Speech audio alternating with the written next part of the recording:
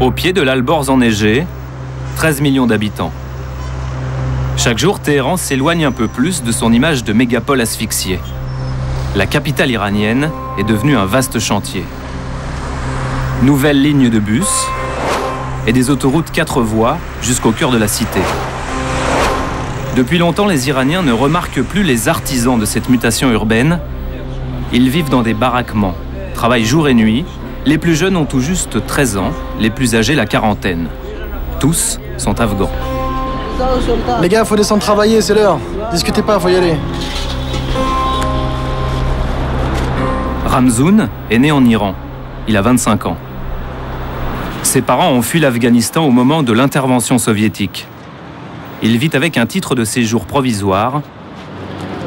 Ramzoun dirige cette équipe d'ouvriers qui travaille sur l'extension du métro de Téhéran.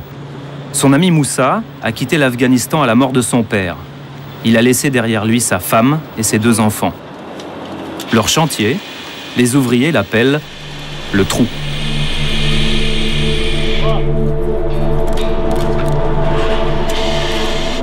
Attends. Voilà. On y va. Les ouvriers descendent à 50 mètres sous terre pour accéder aux galeries. Ils ne reverront la lumière que dans 4 heures, le temps d'aller déjeuner. Une atmosphère étouffante, le dos voûté 6 jours sur 7 pour 350 € par mois, un peu au-dessus du salaire moyen iranien. Ramzoun et Moussa creusent ensemble depuis 2 ans.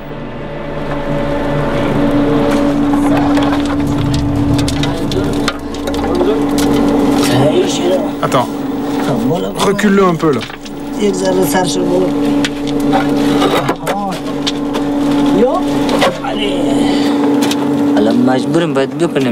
Je ne peux pas trouver mieux. C'est le meilleur travail que je peux faire.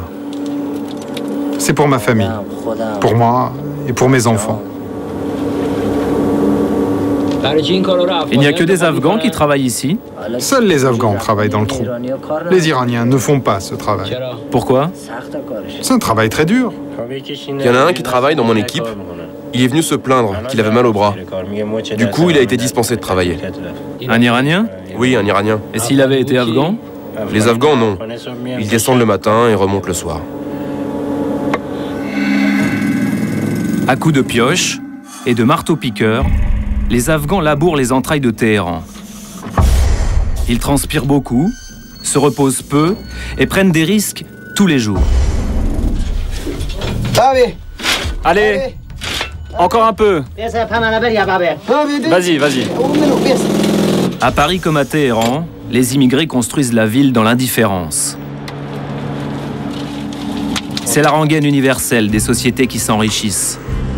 Avec un taux de scolarisation de 95%, une jeunesse surdiplômée, les Iraniens ne veulent plus des emplois peu qualifiés.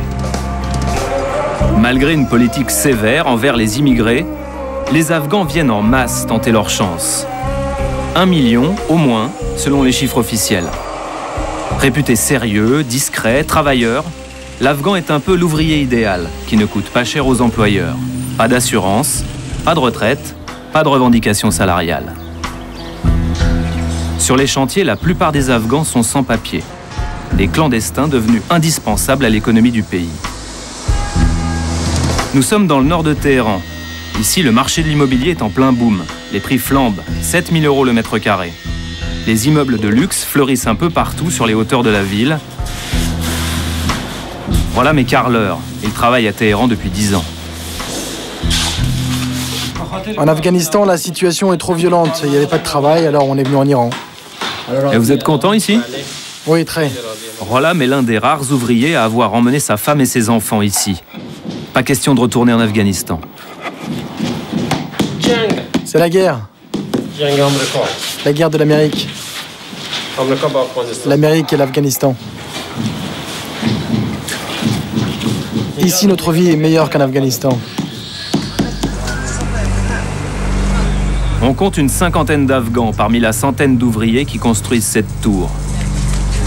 Sur les échafaudages ou dans les airs, ils occupent tous les postes à risque sous la surveillance des chefs de chantier iraniens, contremaîtres et ingénieurs. Fin de journée,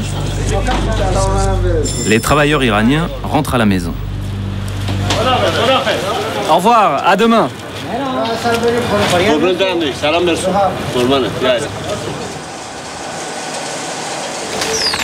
En soirée, après quelques soudures supplémentaires, Mamad réunit tout le monde. Arrivé en Iran il y a 2 ans, ouvrier modèle, Mamad est devenu le représentant des Afghans auprès de la direction. Ce soir, il distribue la paye du mois, 500 000 touman par personne, soit 350 €. Ça, ce sont les gros billets. Je leur distribue ces billets, puis je complète avec cela. On achète nos premières nécessités ici, la nourriture, et puis on envoie le reste en Afghanistan. Si on a quitté l'Afghanistan, c'est pour gagner de l'argent. Et à qui l'envoyez-vous? À nos pères, à nos mères. Quand les gars touchent leur salaire, ça répare leur fatigue. Et après, que font-ils? Nous, on dit qu'on fait tourner nos vies. On achète le strict nécessaire et le reste, on l'économise.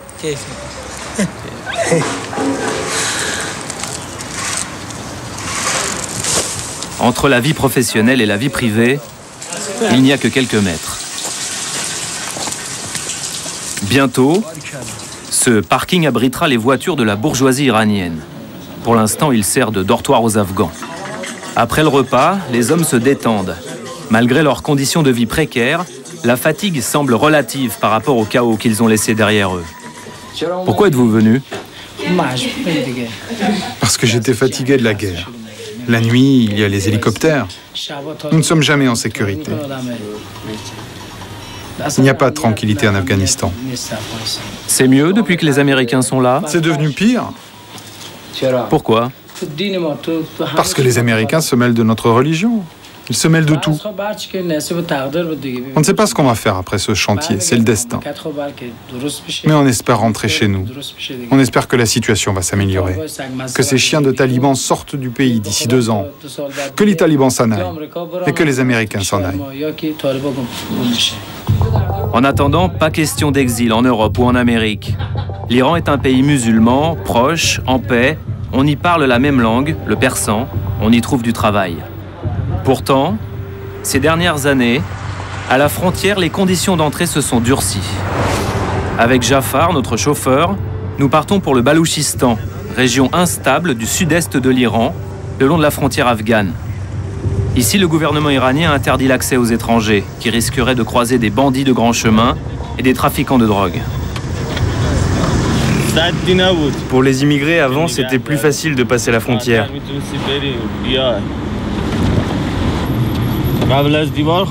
Avant, un Afghan qui se faisait attraper et reconduire à la frontière, on le retrouvait l'après-midi même dans la ville.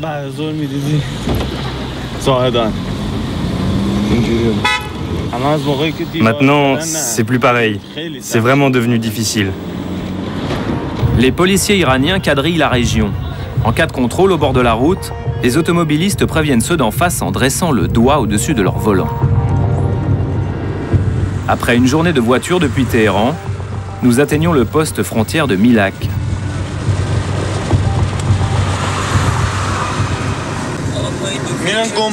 Regardez, c'est la frontière. La frontière avec l'Afghanistan. Une file de plus de 3 km de camions au poste frontière. Dans les remorques, beaucoup de matériaux de construction, de pièces mécaniques, des tissus. Les chauffeurs afghans sont devenus des modèles de patience. Avec mon camion, je suis en transit. Je transporte du ciment vers l'Afghanistan. Vous passez combien de jours dans cette file d'attente? J'attends vraiment longtemps, en moyenne 3 ou 4 jours. Vous avez des papiers qui vous permettent de voyager? J'ai tout. Passeport, visa, permis de conduire, tout ce qu'il faut. Ces chauffeurs sont les témoins silencieux de l'infortune des clandestins. Tout se joue en face, au pied de ce mur. 3 mètres de haut sur 300 km de frontière avec l'Afghanistan, les autorités iraniennes l'ont récemment construit pour décourager les trafiquants. Mais dans les faits, ils freinent surtout le passage des immigrés. Et si quelqu'un se fait repérer au moment où il passe le mur, que lui arrive-t-il? On lui tire dessus et on le tue. Vraiment? Il y a beaucoup de morts à la frontière. Beaucoup d'Afghans ont été tués. Combien de morts? Combien d'arrestations? Impossible de vérifier. Il n'existe aucune étude officielle sur l'importance du flux migratoire afghan. Mais selon les clandestins eux-mêmes, chaque nuit, il serait plusieurs centaines à franchir le mur.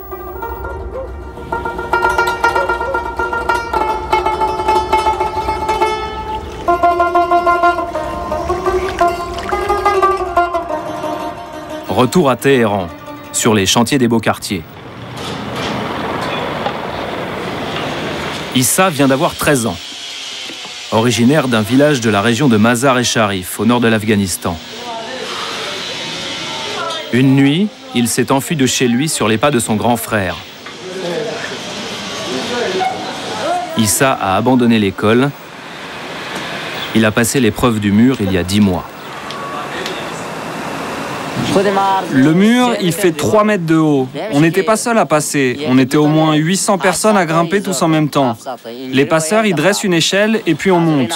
Debout sur le mur, les passeurs, ils ont des fouets. Quand un soldat iranien arrive, les passeurs nous fouettent. Fuyez, il y a des soldats. Du coup, l'échelle tombe.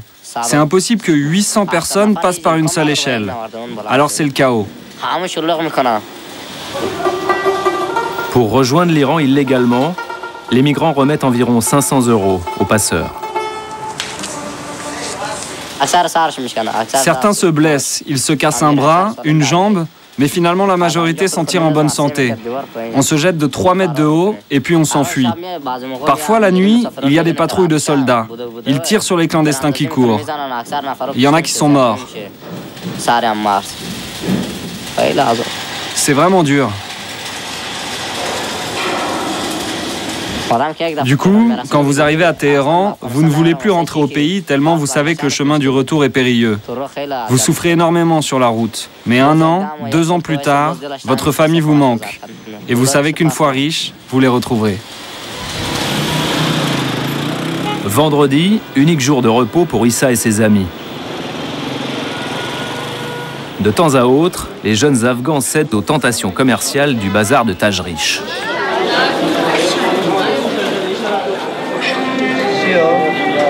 Vous avez quoi? Vous avez des films indiens? Non. En quelques mois, Issa, l'ex-villageois, est devenu un adolescent de Téhéran presque comme les autres. Il se donne même des faux airs de Soussoul, ses fils à papa, riches et branchés.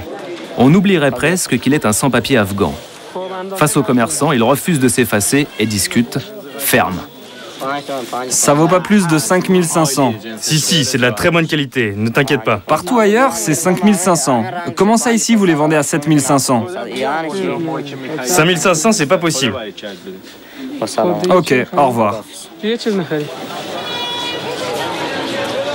Un peu plus loin, l'une des inévitables vitrines de téléphones portables. Issa aide son ami à négocier. Il coûte combien? 38 000 touman. Vous me faites une petite remise? Oui, faites-moi une remise sur celui-là. Je peux aller jusqu'à 37. Vous ne pouvez pas faire mieux? Fais voir. Fais voir, fais voir.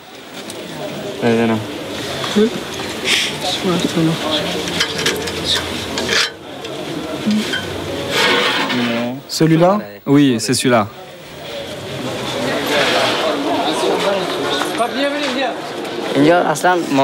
On considère l'Iran comme notre propre pays. Ici, c'est même mieux pour nous. On a de l'argent ici. On travaille. Ça va pour nous. On n'a pas de dette. On a toujours du boulot.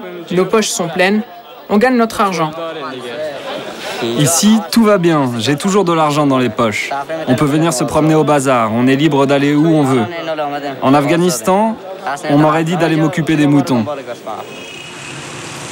Après le bazar, nous ramenons le jeune ouvrier vers son baraquement des quartiers riches. En chemin, il demande l'autorisation d'utiliser notre téléphone pour joindre sa famille en Afghanistan. Allô? Après plusieurs tentatives, enfin une sonnerie, c'est sa belle-mère qui décroche. Oui, Issa. Ça va, c'est Issa. Issa, c'est toi? Ça va? Oui, je vais bien, bonjour, merci. Et vous, vous allez bien? Issa n'avait pas parlé à sa famille depuis 3 mois déjà. Il y a eu des affrontements hier soir avec les talibans. Où ça? Dans le village. Alors tout le monde a dû fuir. Ici, tout le monde célèbre la mort de Ben Laden. C'est fini les talibans. Je vous promets, sur le chantier, il y avait un gars qui fêtait la mort de Ben Laden en dansant partout. Vous savez, c'est la fête, mais c'est la misère à Téhéran. On travaille dur.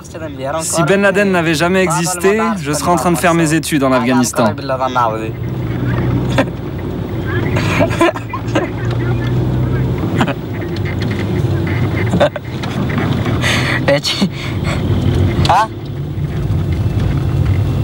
Allô? Fin brutale de conversation. Ça a coupé. En pleine discussion politique. Je lui ai dit que Ben Laden était mort. Elle a répondu que c'était un mensonge. Chez nous, là-bas, on dit qu'il n'est pas mort. Un peu plus loin, notre trajet passe par un lieu très fréquenté par les jeunes travailleurs afghans. Approchez, jeune homme. La place Azadi et ses dizaines de photographes.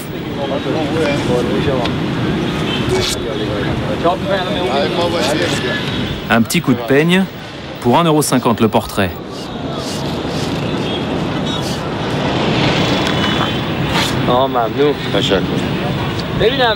Dites-moi, qui sont vos principaux clients? Ses compatriotes afghans. Les Iraniens, ils ont tous des téléphones portables avec l'appareil photo. Ils n'ont pas besoin des photos. Les Afghans n'ont pas ces moyens-là. C'est un souvenir pour l'Afghan, c'est sa jeunesse. Les Afghans viennent ici et se prennent en photo pour l'envoyer chez eux. C'est une manière de montrer à leurs parents qu'ils travaillent ici. Qu'ils travaillent et qu'ils ont réussi.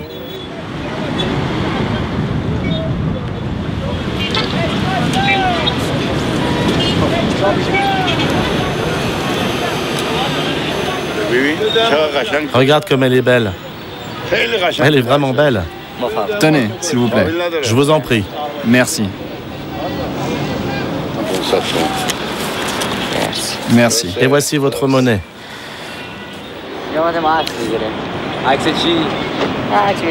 Je viens prendre une photo pour l'envoyer en Afghanistan, pour rendre ma mère heureuse. Elle ne me voit pas, elle ne peut que m'entendre au téléphone. Mais cette photo, elle pourra la regarder.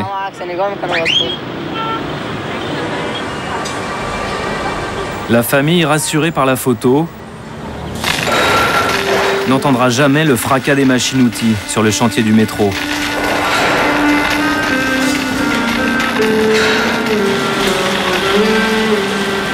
Dans ce cabanon, les travailleurs afghans se rassemblent après la journée de labeur.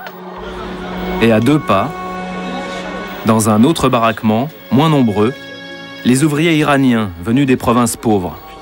Entre eux et les Afghans, il n'est pas vraiment question de solidarité ouvrière.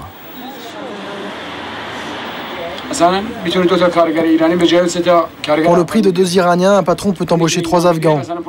En plus, il peut les faire travailler davantage, il a plus d'autorité, il les traite moins bien. Avec nous, ils ne peuvent pas se permettre de faire ça. Les Afghans nous ont rendus malheureux. Voilà où nous en sommes à cause d'eux. Ils sont venus, ils sont partout. Du coup, l'Iranien qui arrive de province, il a laissé sa famille, ses difficultés. Il arrive et il ne trouve pas de travail. Quand l'Afghan a tout pris, où est-ce que je vais trouver du travail, moi? C'est l'éternelle rhétorique sur l'immigré bouc émissaire. La même qui sévit actuellement en Europe. La thèse de l'étranger voleur d'emploi que la plupart des économistes et observateurs s'appliquent à démonter. Faramars Ghazi est journaliste iranien, spécialiste de l'immigration afghane. Actuellement, l'Iran a de très bons rapports commerciaux avec l'Afghanistan. Les exportations représentent jusqu'à 2 milliards de dollars par an. Donc l'Iran ne souhaite pas compromettre cette relation économique. Quand bien même l'Iran mettrait dehors ces 2 millions d'Afghans réfugiés ou clandestins, le nombre de chômeurs iraniens ne diminuerait pas. Le problème doit être résolu différemment. En mettant les Afghans dehors, de nouvelles difficultés à mal, le volume des exportations diminuerait ce qui affecterait l'emploi de manière négative. Donc expulser les Afghans, ça ne résoudrait rien. L'équipe de nuit a commencé vers 20 h.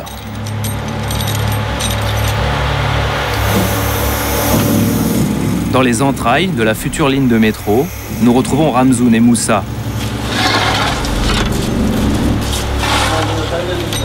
Ils poursuivent le percement d'une galerie, un travail minutieux, dangereux, car le risque d'effondrement est permanent. Sauf que les ouvriers sont payés au mètre, environ 14 € le mètre. Il faut donc travailler vite pour gagner plus. Vous n'avez pas peur que tout s'écroule?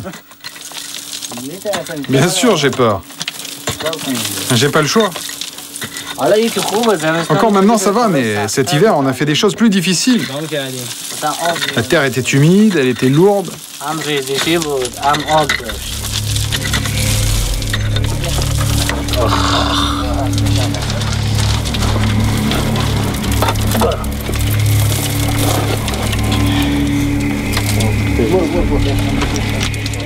C'est dangereux. La terre s'éboule facilement, regardez. Alors si vous enlevez votre casque... Vous avez déjà eu un accident? Bien sûr. Je suis déjà resté bloqué à cause d'un éboulement, mais j'ai pas eu peur. Je n'ai pas paniqué. Les accidents sont fréquents et préoccupent suffisamment les deux hommes pour qu'ils en discutent presque quotidiennement au fond de leur galerie. Mais Hossein, il est encore en vie? Oui, mais il a été touché à la moelle épinière. Il ne peut plus marcher. Il s'est retrouvé coincé sous les débris. Hossein était en train de creuser, il était dans le trou et ça s'est effondré.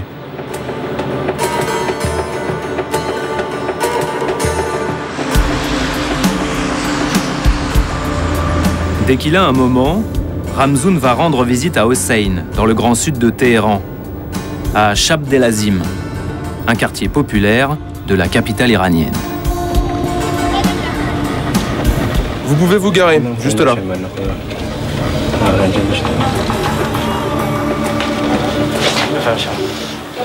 Quand Hossein a eu son accident, les habitants de son quartier se sont cotisés pour qu'il se fasse opérer. L'opération a limité les dégâts, mais cela n'a pas suffi. Sa condition de travailleur clandestin achève de le clouer au lit pour longtemps, sans aucune couverture maladie, sans assurance privée, sans chômage. J'espérais avoir une belle vie, être indépendant, être un homme bien,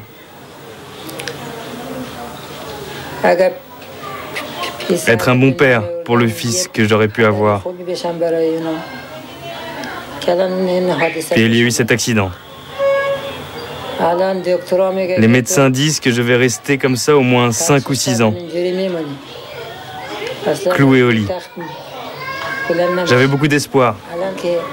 Mais depuis cet accident, maintenant, mon seul souhait, c'est de rester en vie. L'éboulement qui a paralysé Hossein a aussi tué son oncle qui travaillait à ses côtés. Son épouse se retrouve seule avec 6 enfants.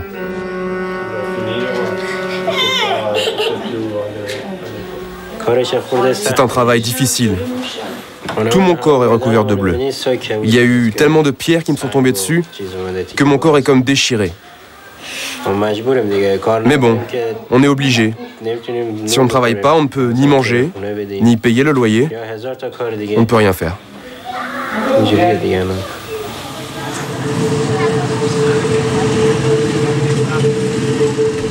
Prisonniers des galeries du métro et d'une existence en sursis. Ramzoun et Moussa, 2 destins afghans, 2 vies dans l'impasse. Impasse physique et morale pour Moussa. Passé la trentaine, comme pour la plupart des ouvriers afghans de Téhéran, son corps ne supportera bientôt plus son travail de forçat et son cœur a le mal du pays.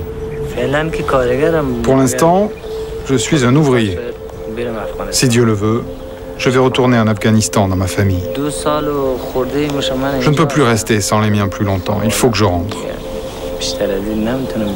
Ce qui est difficile, c'est de vivre loin de ses proches, loin du pays.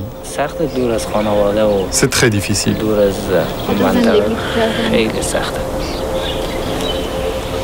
Impasse administrative pour Ramzoun. Depuis sa naissance, il y a 25 ans, son existence officielle est suspendue à un titre de séjour. Je suis né en Iran. Je n'ai jamais vu l'Afghanistan. J'ai grandi ici. Je ne suis jamais allé en Afghanistan. J'aimerais bien, mais c'est pas possible. Mes parents sont ici. J'ai mes proches, mes amis et ma famille ici. Là-bas, je ne connais personne. Je continuerai tant qu'il y aura du travail. Que ce soit le métro, les puits, les immeubles. Je fais ça, c'est mon travail. Pas même clandestin, seulement immigré dans son pays natal. Lorsque Ramzoun n'aura plus la force de travailler, un départ vers l'Afghanistan serait pour lui un exil.